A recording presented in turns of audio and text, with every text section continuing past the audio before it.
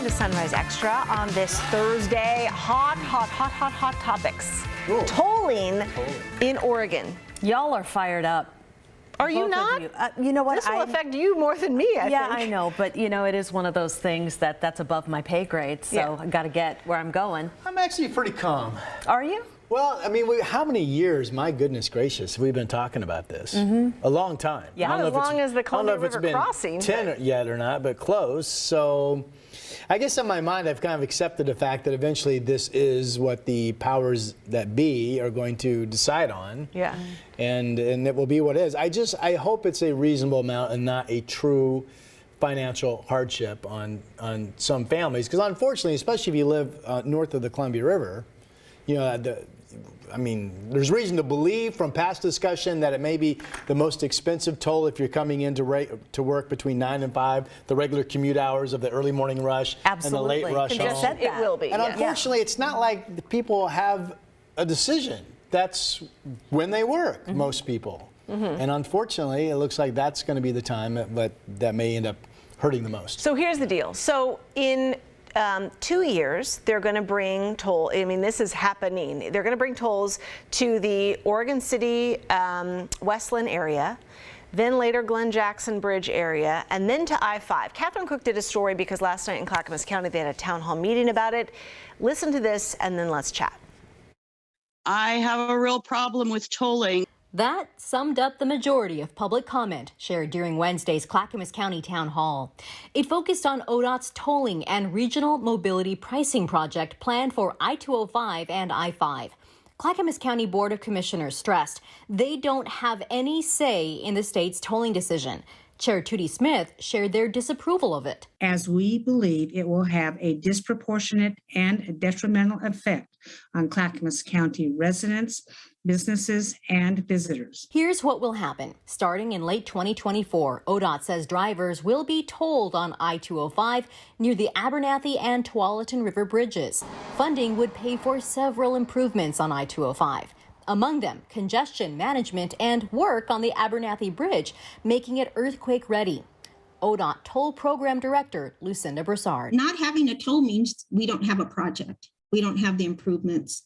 The bridge doesn't happen. We can't do any. Right now, we are $510 million annually short for maintenance, which means now we cannot do anything else. There's no innovation happening. There's no upgrade. A year later, in 2025, ODOT will start their regional mobility pricing project. That will impact drivers on all of I-205 up to the Glen Jackson Bridge and a big stretch of I-5 from the Interstate Bridge to the Boone Bridge in Wilsonville. This tolling is inequitable, and no place I have lived, El Paso, Gig Harbor, or Seattle, has had all lanes tolled. ODOT says one goal is getting commuters to carpool, work from home, or adjust their commute times to alleviate congestion. We are pricing for peak times. So technically during the peak, it would cost more, and off peak, it would cost less, but there would always be a price. Critics are expecting to pay another price. Congestion in their neighborhoods and side streets as commuters look for diversions around toll corridors. I cannot imagine what it will be like because many people will be diverted off of 205. So in terms of working with municipalities on alternate routes,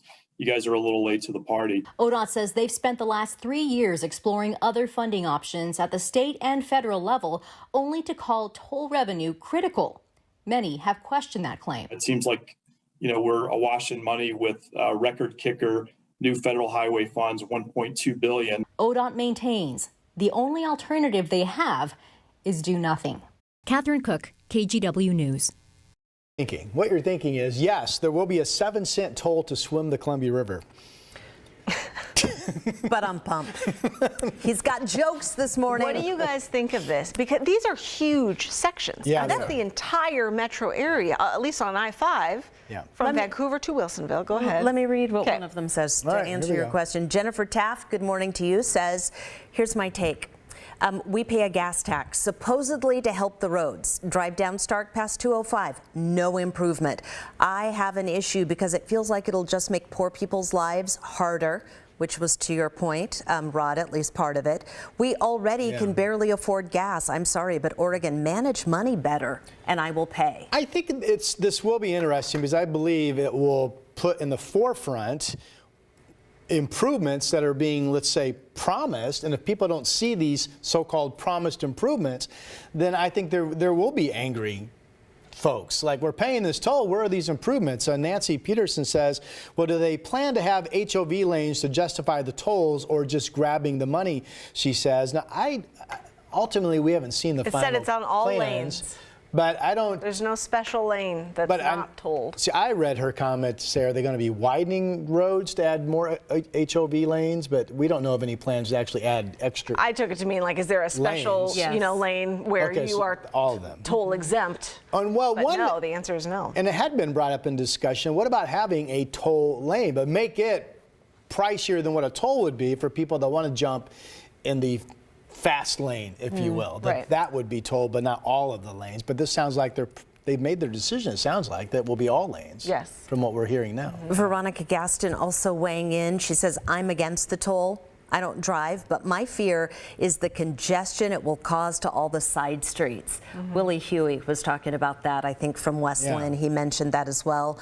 My other fear is about what all the medical transportation vehicles that take people to appointments, will they have to raise their rates? Yeah, because, they'll have to do the tolls. My other concerns are for seniors who have to get meds and are already on limited funds, as well as families who are on limited incomes. I think emergency vehicles are exempt, from tolls. Well, she was talking about buses that take seniors to, like, medical appointments. Is that correct? I think it's a nonprofit. I think, you think so? I think it would be. Okay. I would assume.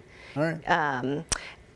But I thought that at the very end of that story, it brings up a fabulous point that this year we are getting back the biggest kicker refund in Oregon history, $1.9 billion. Now, I'm sure in some little legal language, it's like different pots of money, but God, can we fix stuff like that, Yeah. Like, we all don't need some tiny tax refund back if you have $1.9 billion. But that's a constitutional thing. Yeah. It could be legal changed by voting. And then kind of stuff. Also, it's been well documented that Multnomah County in particular is one of the highest tax counties in the entire country. That's been well documented. For those earning over $100,000, yes.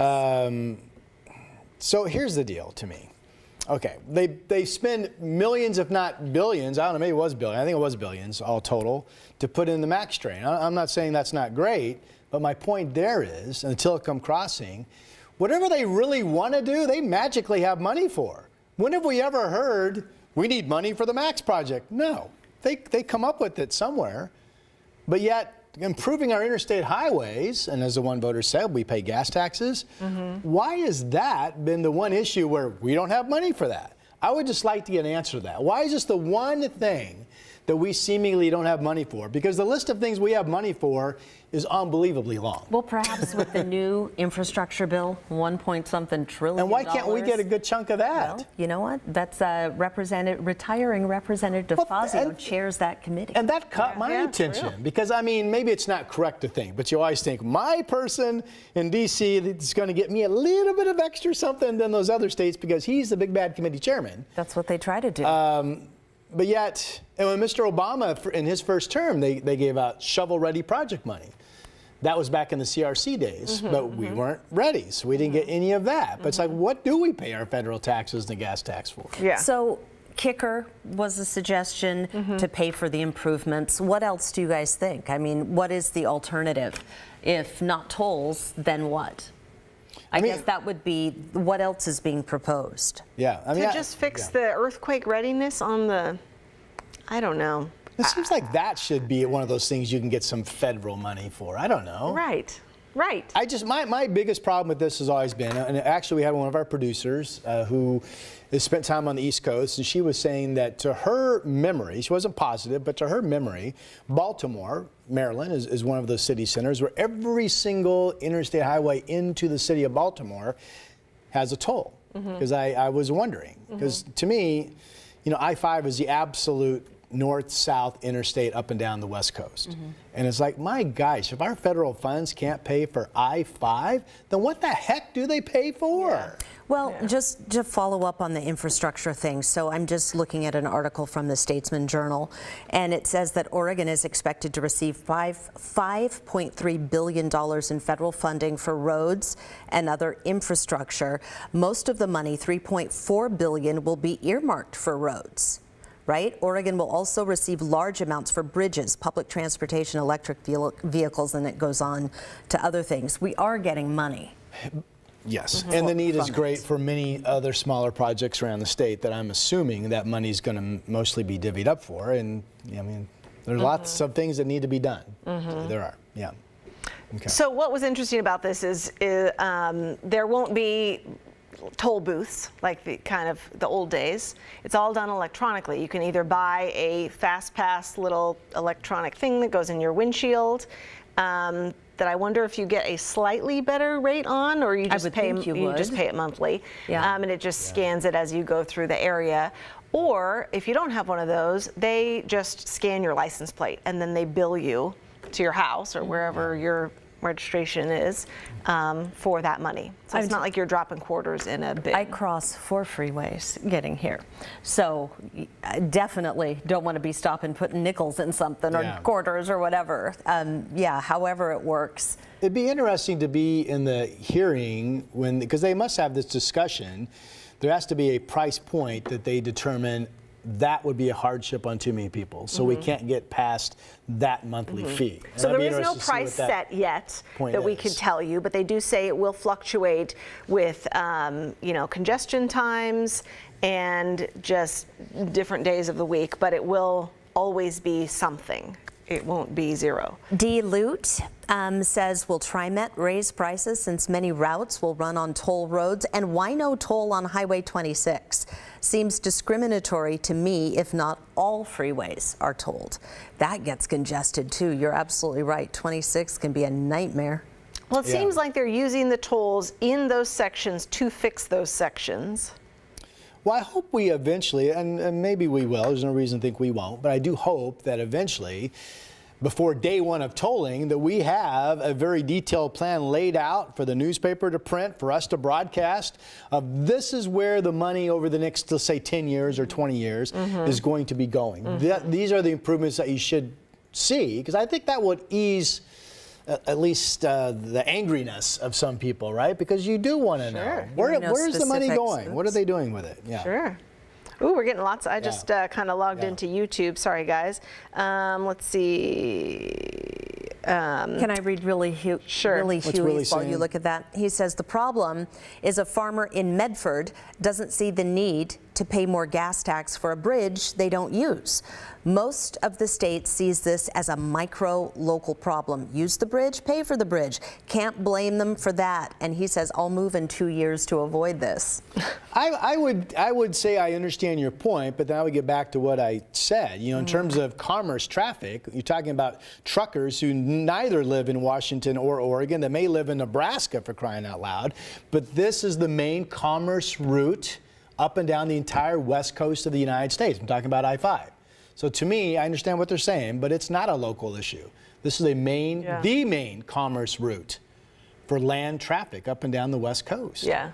It's just interesting because, we were talking earlier, like, we don't want we never want a sales tax in Oregon. What's the other thing? The sales tax is the first thing I thought of. Just pumping our own gas. Yeah. We're fine with that and not doing that. Yeah, we don't like change in certain things. And of course, like we were looking up some of the Chicago is the city that has the most tolls within city limits, but Florida has the most tolls per state. Then it's like New Jersey and Pennsylvania and many, on the East Coast, San Francisco you think of. Shannon Thompson says, hey, remember, we have it good and are pampered here in the USA. Well, assuming we don't have any more toilet paper shortages, yes. Hey now, don't jinx us. Kim Tannehill, good morning. She says, man, all the taxes we're paying are currently buying us a city in squalor. Where is the money going? Why do they need more? Oregon needs to manage its money better. Well, I think, and if you're listening and you hold public office, I think generally speaking, it's fair that people don't see enough transparency. They just want to know did you spend the money where you said you were going to? Yep. That's fair. And I think our government does a poor job of kind of making that available to media outlets that will publish it and show people. Right. Yeah. Another person on YouTube called Eat the State says this is just another tax on working people, not the corporations that cause the most wear on our highways, like semi-trucks and all that stuff. Yeah, that's kind of what I was saying. Yeah. Well, the Amazons of the world will have to pay the toll too. But yeah, I'm not a fan of this. I mean, that's like any little errand you need to run wherever from Vancouver to Wilsonville, West Lynn. Anytime you jump on the freeway, you got to pay from that whole section. Yeah. That's nuts. I mean, definitely, I mean, obviously, I have to cross one of those highways to get into Oregon. So, yeah, living in Clark County, yeah. It'll be interesting to see if the pushback works this time or if it's just going to literally be, you know, rammed through and they'll make a case for it and do it. This has been going on for so long. I get the feeling, and I pay close attention to this because it impacts me. I'm on I-5 all the time in 205. I just think after what seemingly been getting close to 10 years, maybe it's been even more, that the need is clearly there to do some improvements.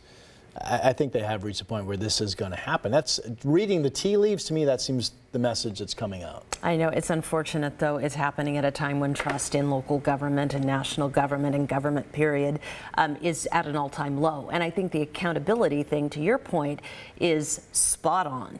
It's like people will pay for things if they can actually see the benefit for it. But when it's like, well, what's happening? I don't see the improvement. It's either a marketing and a messaging issue, or it's mismanagement, or it's something else. You've got to, I mean, that's how we operate, right? We can't just keep saying we're going to do stuff and never do it, or, you know, pocket something. Or if you can't, nobody should operate that way. And if you do make a special purchase at home, something outside of your normal budget, I feel like you put a lot of time in and you think about this is what's going to be the benefit, then you make that decision. I do like, and you do see this occasionally, you'll have the highway signs, and when something opens up, it's like, this was from your tax money of 2017 or whatever that was passed, and now enjoy the improved road stretch. I like that. That's kind of what I'm talking about. Yeah. So ODOT, according to them, the state is $510 million short for road maintenance. Do we know, Nina, Laura Shields says, why not just toll the bridges to start instead of both highways? And it made me think, have they put out a figure that says just from tolling the bridges, how much revenue that would be on a yearly basis? I don't know that either. Because if that would ease the burden tremendously. Because then it's very at least micro it down. I mean, it doesn't help me being in Clark County, but it would micro it down. But at least in that story, it did not specify what improvements would be made on I-5 to justify from Vancouver to Wilsonville. But as part of this the downtown corridor, remember, ODOT has said they are going full steam ahead with that improvement in the Rose Quarter area of I-5. So I'm assuming there's some of this money go into that pot as well. Yeah. And Lisa says, what happened to all the medical and recreational marijuana tax money? So she's thinking maybe schools take some of that and put it into this. Are we not smoking enough? No, maybe that would help you. Smoking a lot. If you smoked a little bit. But I think it's different. It's whatever it's allocated to, and I don't think it's to roads. So we will keep you updated on this, you guys. Thank you so much for weighing in. We see all of your comments on there. But it is happening. It's just kind of a matter of how much and when. Yeah. So all right, you guys have a good Thursday. We'll see you tomorrow.